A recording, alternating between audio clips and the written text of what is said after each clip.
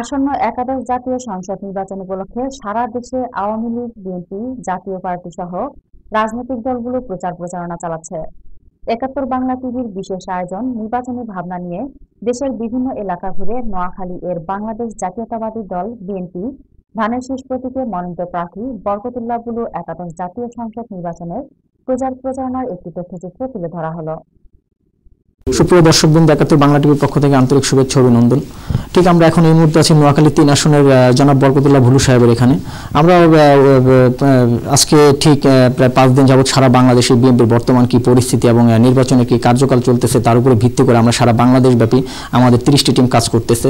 তার মধ্যে আমরা যে টিমটি এখন নোয়াখালীতে আছি সেই আমি মোহাম্মদ রফিকুল ইসলাম রাফি ঠিক বরকতুল্লাহ বুলু ভাইয়ের বাড়িতে এখন আছি। ঠিক আমরা তার কাছে জানতে চাইবো যে ভাই, 10ম জাতীয় সংসদ নির্বাচনে অংশগ্রহণ না করে আজকে একাদশ জাতীয় সংসদ নির্বাচনে সর্বদলীয় সব দলের ভোট নির্বাহের মাধ্যমে যে একাদশ জাতীয় সংসদ নির্বাচন যে হচ্ছে, এটাকে ওনার দৃষ্টিতে উনি এটাকে কিভাবে ব্যাখ্যা করবেন, সাধারণ জনগণের মধ্যে বিলিয়ে দিবেন বলে আমি মনে করি আর কি।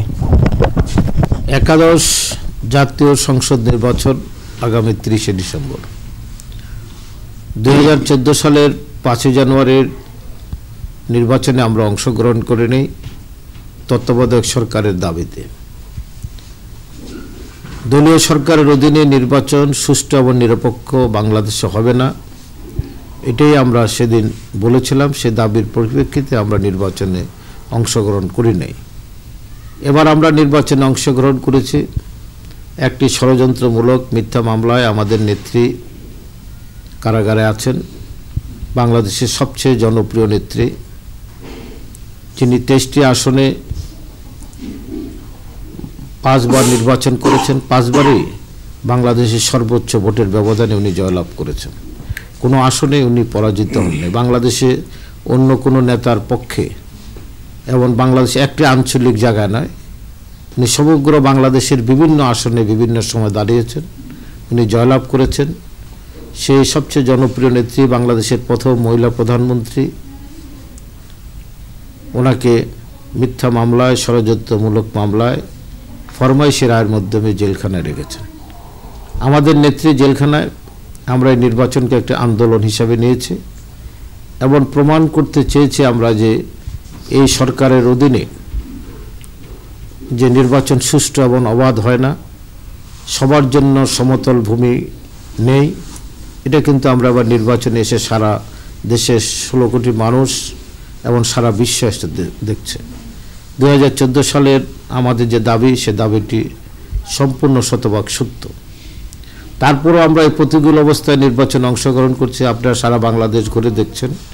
আমরা এখানে নোয়াখালীতে 79 সাল থেকে এই আসনগুলো বিএনপি যখনই নির্বাচনে দাঁড়িয়েছে ততবারই জয়লাভ করেছে। আমি 4 বারে ভোটে দাঁড়িয়েছিলাম, 4 বারে বিপুল ভোটের ব্যবধানে। এমনকি 2008 সালের 9 ডিসেম্বরের তৎকালীন সেনা শাসিত সরকারের অধীনে আমরা তত্ত্বাবধায়ক সরকারের অধীনে নির্বাচনে গিয়েছি।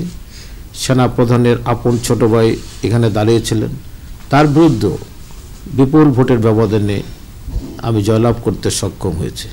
কিন্তু সেদিনকার পরিস্থিতি আজকের পরিস্থিতি এমন ছিল না। এখন প্রত্যক্ষভাবে প্রশাসন হচ্ছে আমাদের প্রতিপক্ষ, আওয়ামী লীগ না। এবং প্রশাসনের ছত্রছায়া, আইন শৃঙ্খলা বাহিনীর ছত্রছায়া তারা এখানে সন্ত্রাস করছেন, বোমা মারছেন, মানুষকে হুমকি দিচ্ছেন ভোট কেন্দ্রে না যাওয়ার জন্য। প্রয়োজন নেই, আপনাদের ভোট আমরাই দিয়ে দেব, এই যে একটা হুমকি, ওরা নির্লজ্জ নির্বাচনের প্রেক্ষাপট তৈরি করার একটা ষড়যন্ত্র। এর বিরুদ্ধে আজকে আমাদের কথাবার্তা। তারপরেও আমাদের নেতাকর্মীরা শতভাগ প্রস্তুত।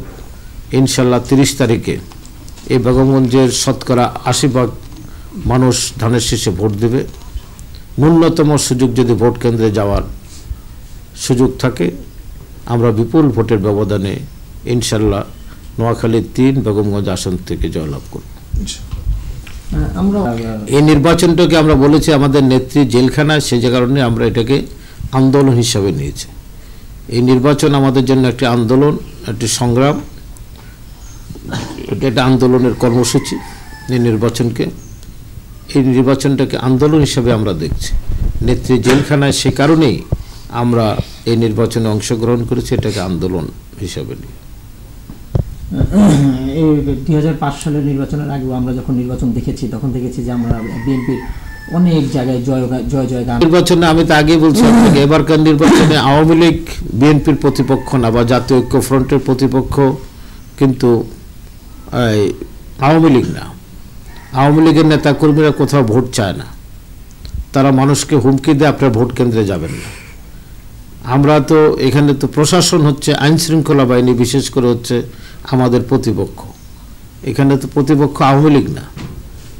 আওয়ামী লীগের আইন শৃঙ্খলা বাহিনীর ছত্রছায়া সারা বাংলাদেশে আজকে আপনারা দেখবেন। আমাদের এখানে যেমন ব্যারিস্টার মাহবুবউদ্দিন খোকনকে প্রকাশ্যে গুলি করা হয়েছে, জালালউদ্দিন ফারুকের ইয়েতে আপনার হামলা হয়েছে, একজন বীর মুক্তিযোদ্ধা শাহ আলম আহত হয়েছেন, উপজেলা চেয়ারম্যান নাম শাহ আলম আছে, কালামও আছে, উপজেলা চেয়ারম্যান কালাম, আরেকজন মুক্তিযোদ্ধা এখন শাহ আলম, এরা সবাই আহত হয়েছেন। বিভিন্ন জায়গায় হামলা হচ্ছে।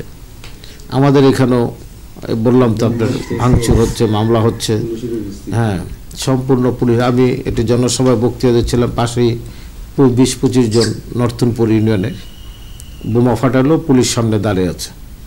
তো এই অবস্থার মধ্যে আছি আমরা। চৌমনি বাজারে আমরা মিছিল করলাম, এর পিছিয়ে বোম ফাটালো, পুলিশ দাঁড়ায় আছে, পুলিশ কিছুই বলে না। তো এই জন্য হ্যাঁ, তো আইন শৃঙ্খলা বাহিনীর এই অবস্থা আপনাকে তো বলছি আমরা। তো এরপরও আমরা আশাবাদী যে আমরা জয়লাভ করব। আপনি যখন গণসংযোগে বের হচ্ছেন বা আপনি থেকে বেরে আসে, দোকান থেকে বেরে আসে, মানুষ ধানের শীষ বলে তারা নিজেরাই ধ্বনি তোলে, সেখানে তো কোনো প্রবলেম নেই। প্রবলেম হলো আপনার আইন শৃঙ্খলা বাহিনী এসে আসার পরে আওয়ামী সন্ত্রাসীরা আসে, এসে 2-4টা বোমা ফাটায়, এ হলো অবস্থা। আপনি তো দেখেছেন নির্বাচন কমিশন খুব শীঘ্রই সেনাবাহিনী বাংলাদেশে মোতায়েন করবে, এটাকে আপনি কোন দৃষ্টিতে দেখছেন? মানুষের শেষ ভরসা বর্তমানে, যেহেতু আইন শৃঙ্খলা বাহিনীর যারা মাঠে ময়দানে আছেন তাদের উপর জনগণের কোনো আস্থা নেই, সে কারণেই মানুষের শেষ ভরসা সেনাবাহিনীর উপর। আমরা আশা করি সেনাবাহিনী তাদের নিরপেক্ষ ভূমিকা পালন করবে এবং দেশে জনগণের ভোট দেওয়ার একটা সুস্থ পরিবেশ হয়তো ফিরে আসবে। সর্বশেষ জিনিসটা জানতে, ওই বড়বারের মতো এবারও আপনি এই এলাকায় নমিনেশন পেয়ে ইলেকশনে যাচ্ছেন, এবং আপনি কত ভাগ আশাবাদী যে কি পরিমাণ ভোটে আপনি জয়ী হবেন বলে আপনি নোয়াখালী? আমি যদি 100% সুষ্ঠু নির্বাচন হয় তাহলে কাস্টিং ভোটের শতকরা 70% অধিক ভোট ইনশাল্লাহ পাবো। 70% অধিক ভোট আমি পাবো ইনশাল্লাহ। এটা ধানের শীষের এটা ঘাঁটি দুর্গ বলতে পারেন।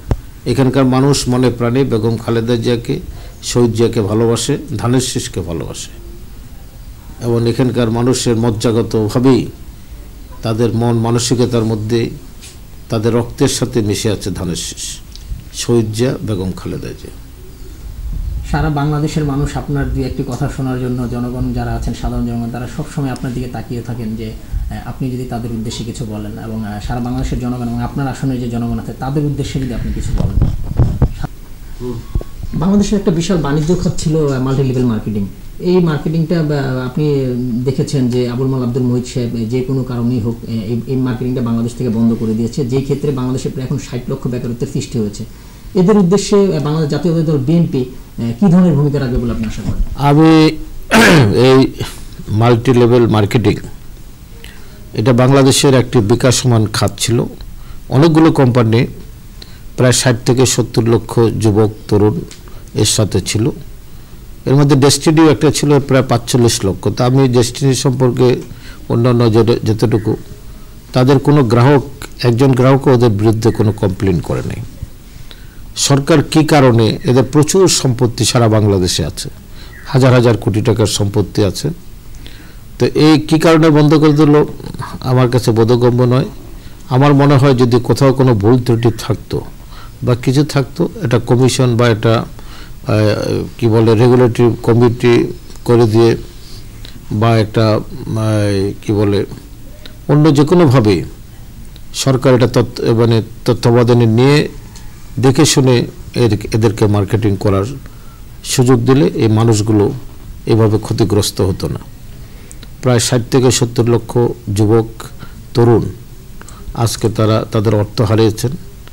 তারা মন মানসিকগতভাবে একটা বিশাল একটা অর্থ রুজি করছিলেন, তারা ভালোভাবে স্বাচ্ছন্দ্যে চলছিলেন। এটা ছন্দপতন হয়েছে, এটা আমাদের সমাজে একটা হতাশার সৃষ্টি হয়েছে। আমি মনে করি আমরা যদি ক্ষমতায় যাই, এটা একটা কমিশন করে দিয়ে এটার সব দিক বিচার বিবেচনা করে এটাকে কিভাবে এই যুবকদের অর্থ তারা ব্যবসা বাণিজ্যে ফিরে আসতে পারে, এটার আমরা একটা ব্যবস্থা গ্রহণ করব। আরিফুর রহমান কিরণের ক্যামেরায় রফিকুল ইসলাম রাফির রিপোর্টে ৭১ বাংলা নিউজ ডেস্ক।